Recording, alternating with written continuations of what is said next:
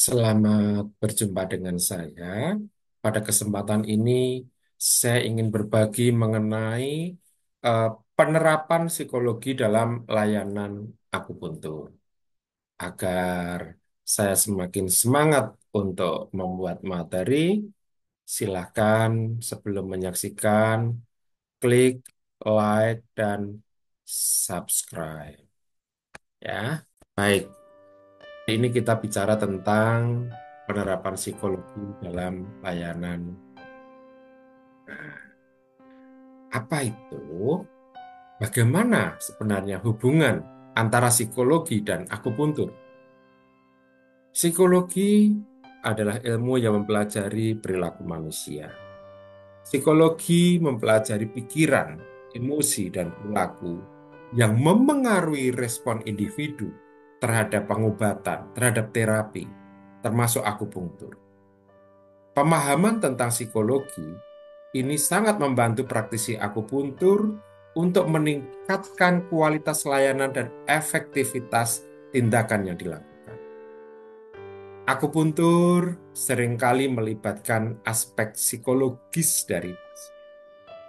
Misalnya, keyakinan terhadap terapi, kecemasan terhadap jarum, serta ekspektasi terhadap hasil.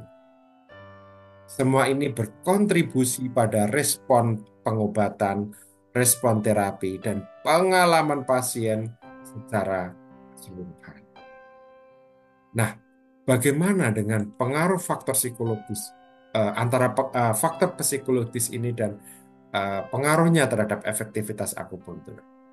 Secara psikologis, ada yang disebut dengan efek placebo. Efek placebo yaitu keyakinan dan harapan pasien terhadap terapi ini dapat meningkatkan efektivitas kinerja akupunktur. Ya, secara ilmiah, akupunktur ini sangat dipercayai, sangat efektif untuk melakukan treatment untuk suatu proses penyembuhan. Namun, secara psikologis ternyata efek placebo itu juga bermanfaat. Efek placebo dapat mengurangi persepsi nyeri dan meningkatkan kepuasan dari pasien. Selain efek placebo, juga pengelolaan kecemasan dan stres. Kecemasan dapat meningkatkan persepsi nyeri. Teknik-teknik psikologis seperti relaksasi dan pernafasan ini dapat dikombinasikan dengan akupunktur. Dan di sini sangat membantu pasien untuk lebih rileks sebelum prosedur tindakan akupunktur. Nah, bagaimana teknik-teknik yang dapat dilakukan dalam praktek akupunktur? Yang pertama, Anda mungkin pernah mendengar terapi kognitif. Nah, pendekatan berbasis terapi kognitif dan perilaku di sini dapat diterapkan oleh seorang akupuntur terapis. Dengan menggunakan prinsip-prinsip dari terapi kognitif dan terapi perilaku, di sini dapat membantu pasien mengatasi pikiran negatif terkait rasa sakit atau prosedur akupuntur. Kemudian, penerapan mindfulness. Teknik mindfulness atau kesadaran penuh ini dapat dipadukan dengan akupuntur untuk meningkatkan kesadaran diri pasien dan mengurangi stres. Kemudian juga psikoterapi pendukung. Bagaimana membangun hubungan yang mendukung dengan pasien dan memvalidasi perasaan mereka, ini dapat meningkatkan kenyamanan dan kepercayaan mereka selama terapi. Kemudian, komunikasi efektif dalam layanan akupuntur juga sangat penting. Bagaimana ketika seorang akupuntur terapis membangun rasa percaya, memberikan penjelasan terhadap tindakan yang dilakukan. Ini sangat-sangat bermanfaat bagi pasien. membangun rasa percaya, komunikasi yang terbuka, dan empati ini membantu pasien merasa nyaman, ya, membantu pasien merasa nyaman. Dan yang penting ini sangat mendukung untuk keberhasilan terapi. Sementara penjelasan tindakan pada penjelasan yang rinci tentang prosedur dan manfaat akupuntur ini dapat mengurangi kecemasan. Betul sekali. Ada beberapa studi kasus yang bisa saya sampaikan bahwa akupuntur yang dikombinasikan dengan terapi relaksasi ini akan menghasilkan penurunan tingkat kecemasan dan stres pada pasien dengan nyeri kronis secara signifikan. Akupuntur yang dikombinasikan dengan hipnoterapi juga menghasilkan penurunan tingkat kecemasan dan stres secara signifikan. Ya. Jadi terapi relaksasi dan hipnoterapi tadi sangat membantu pasien yang dilakukan terapi akupuntur. Integrasi pendekatan psikologis dalam layanan akupuntur tidak hanya meningkatkan respon pasien, tetapi juga memperkaya praktek klinis. Pendekatan holistik yang mencakup aspek fisik dan psikologis terbukti efektif dalam meningkatkan kesejahteraan pasien. Nah, bagaimana dengan penggunaan teknik relaksasi sebelum dan selama prosedur akupuntur? Kita lihat, ini bisa dilakukan dengan latihan pernafasan dalam dan progressive muscle relaxation.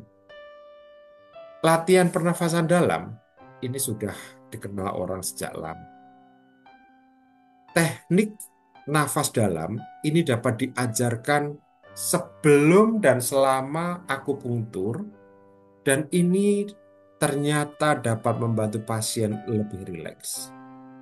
Teknik ini dapat membantu mengurangi respon fisik tubuh terhadap stres, seperti ketegangan otot dan detak jantung yang cepat, yang sering muncul karena kecemasan terhadap jarum. Ya.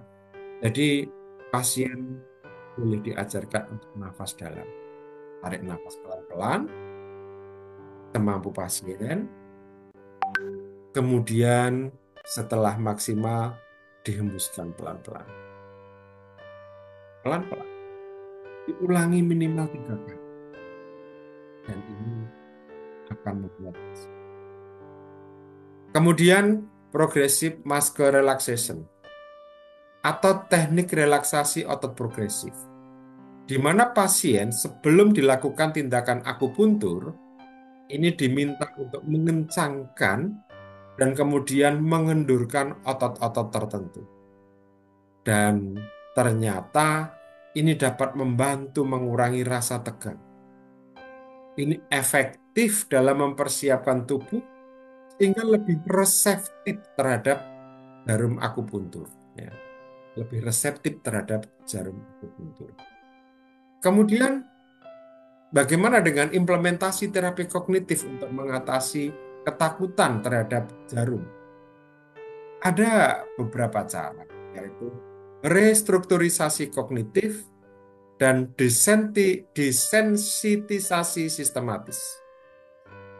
Restrukturisasi kognitif merupakan teknik terapi kognitif yang membantu pasien mengenali dan mengganti pikiran negatif atau kekhawatiran mereka tentang akupuntur dengan pemikiran yang lebih positif. Misalnya, pasien yang takut jarum ini bisa diajak untuk mengevaluasi bukti secara logis. Misalnya, efek positif akupuntur pada pasien lain. Jadi, pasien diajak melihat, pasien itu kemarin tidak bisa jalan, sekarang sudah mulai belajar berjalan. Pasien itu kemarin pusing, tadi pusing, sekarang sudah. Itu adalah restrukturisasi kognitif. Kemudian desensitisasi sistematis. Di sini praktisi akupuntur terapis dapat menggunakan desensitisasi sistematis, yaitu suatu teknik psikologis untuk mengurangi ketakutan pasien terhadap jarum secara bertahap. Ini misalnya ya, misalnya pasien mulai dengan melihat jarum dari kejauhan, kemudian menyentuhnya, dan akhirnya menjalani prosedur akupuntur dengan nyaman. Ya, ini. Dan teknik selanjutnya adalah teknik mindfulness untuk meningkatkan kesadaran dan mengurangi nyeri. Ya, di situ ada mindfulness stress reduction atau MBSR. Teknik mindfulness yang dikembangkan oleh John Kabat-Zinn ini dapat membantu pasien fokus pada pengalaman sensorik tanpa menghakimi, yang mana ini akan mengurangi persepsi mereka terhadap MBSR atau Mindfulness Based Stress Reduction. Ini efektif untuk mengurangi kecemasan dan meningkatkan kesadaran diri selama prosedur akupuntur ini dilakukan. Kemudian selain MBSR ada meditasi mindfulness. Meditasi mindfulness ini dilakukan dengan mengarahkan perhatian pasien ke momen sekarang. Mengarahkan perhatian pasien ke momen sekarang. Misalnya pada pernafasan. Mereka menjadi lebih siap secara mental untuk menerima perawatan. Hal ini tentunya dapat mengurangi kecenderungan mereka untuk mengkhawatirkan nyeri dan memungkinkan mereka mengalami manfaat terapi dengan lebih optimal. Ini sangat penting sekali. Kemudian yang keempat adalah membangun trust, membangun kepercayaan dengan teknik komunikasi. Dan bagaimana tatap wajah adik yang ini luar biasa. Ini karena hasil pendekatan pastinya. Nah, membangun kepercayaan dengan teknik komunikasi empatik itu bisa dilakukan dengan pendekatan berfokus pada pasien atau patient-centered approach. Nah, dengan mendengarkan kekhawatiran pasien dan meresponnya secara empati, maka seorang akupuntur terapis dapat menciptakan hubungan terapeutik yang kuat. Pendekatan ini tidak hanya mengurangi kecemasan pasien, tetapi juga meningkatkan kepuasan mereka terhadap terapi akupuntur. Kemudian teknik relaksasi, teknik refleksi dan validasi emosi. Ya, teknik refleksi dan validasi. Seorang akupuntur terapis dapat menggunakan refleksi atau mengulang kembali apa yang pasien ungkapkan.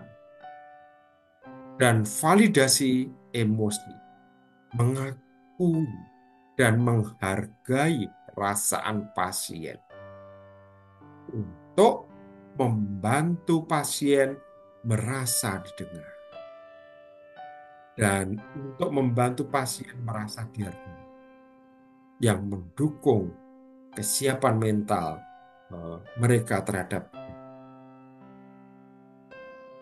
Bagaimana penggunaan hipnoterapi sebagai terapi pendukung akupuntur? Juga sangat. Ada teknik namanya hipnoanalgesia.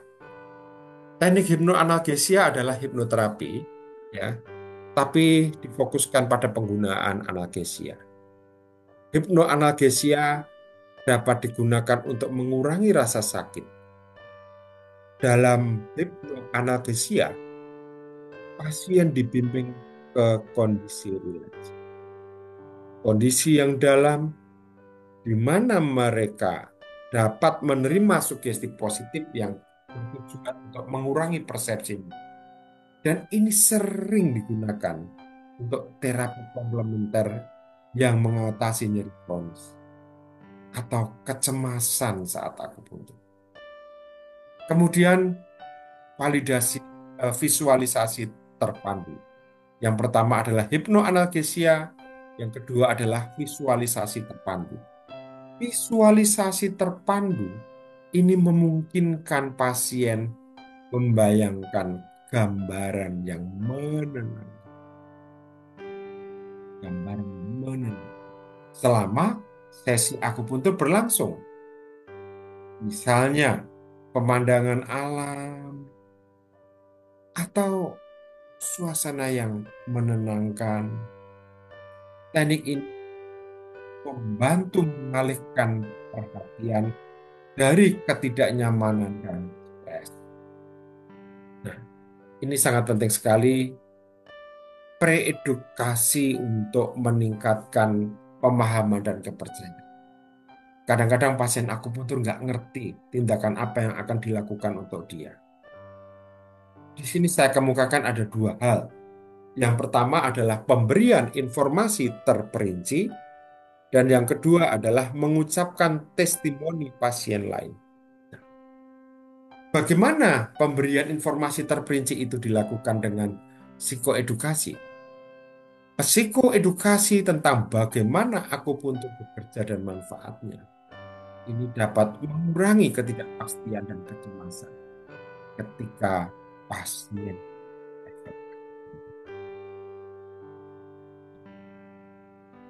ketika pasien memahami efek akupuntur.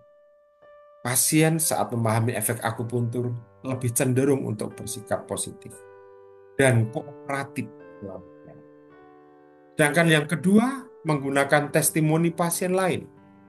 Testimoni dari pasien lain yang berhasil dengan akupuntur, ya.